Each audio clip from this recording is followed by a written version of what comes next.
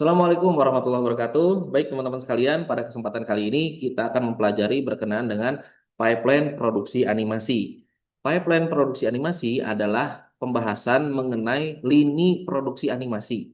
Nah, lini produksi animasi itu terbagi ke dalam tiga bagian. Yang pertama adalah praproduksi, kemudian lini yang kedua adalah produksi, dan lini yang ketiga adalah pasca produksi. Nah, tahapan-tahapannya apa saja? Di lini produksi, praproduksi, dan pasca produksi, ya nanti kita akan jelaskan pada kesempatan kali ini.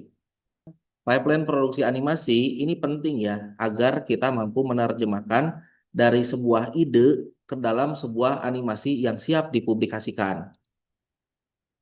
Apa itu pipeline produksi animasi? Pipeline produksi animasi adalah alur kerja sistematis. Jadi tahapan-tahapannya gitu ya, yang digunakan dalam proses pembuatan animasi. Mulai dari munculnya ide sampai dengan dipublikasikannya karya animasi. Jadi dia harus terstruktur, efisien, konsisten, tepat waktu, dan kualitas visualnya baik. Mengapa pipeline produksi animasi penting? Yang pertama adalah tahapannya jelas ya. Kemudian untuk mengantisipasi terjadinya kesalahan. Jadi supaya minim adanya kesalahan. Kerja tim mudah, kemudian hemat waktu dan biaya, kualitas terjaga dan sesuai target. Tiga tahapan utama pipeline produksi animasi. Nah, ini ya, yang tiga yang tadi sempat dibahas di awal. Yang pertama adalah praproduksi, yang kedua adalah produksi, dan yang ketiga adalah pasca produksi. Kalau praproduksi itu maksudnya adalah setiap tahapan-tahapan sebelum dilakukannya produksi animasi. Adapun untuk tahapan produksi adalah semua tahapan yang digunakan atau dilakukan di tahapan pembuatan animasi. Dan yang ketiga adalah pasca produksi, yaitu adalah semua tahapan yang dilakukan setelah animasinya selesai.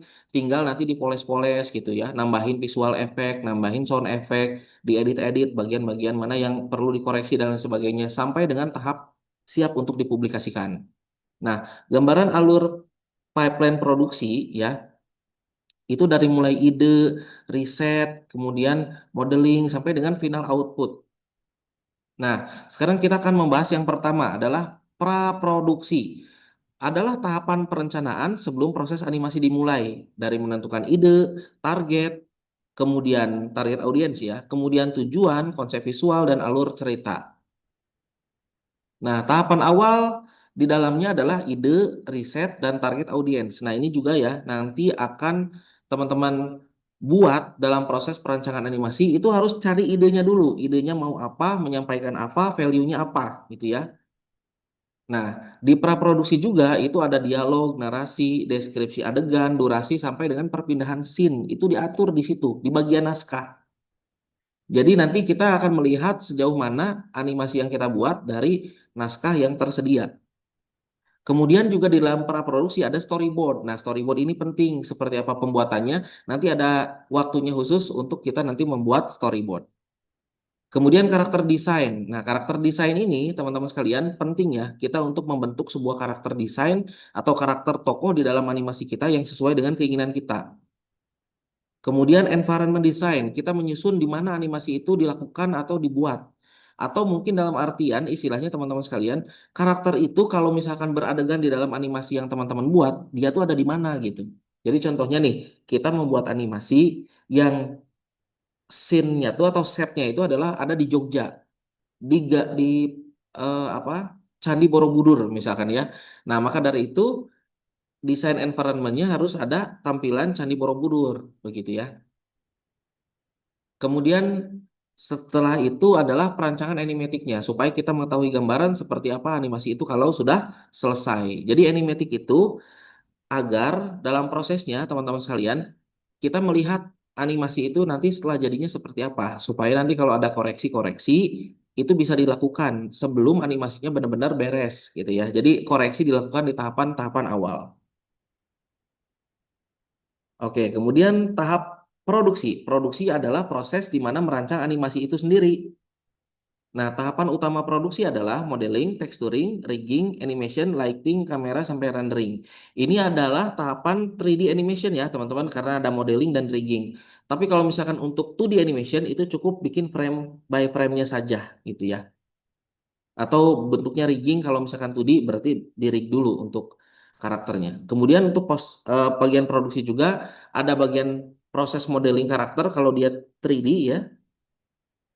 Nah, kemudian pemberian material, kemudian pemberian penulangan dan menganimasikan. Nah, di bagian animasi ini yang panjang biasanya karena agar animasinya baik, benar, diterapkannya juga 12 prinsip animasi yang baik, maka di bagian ini memang yang paling lama.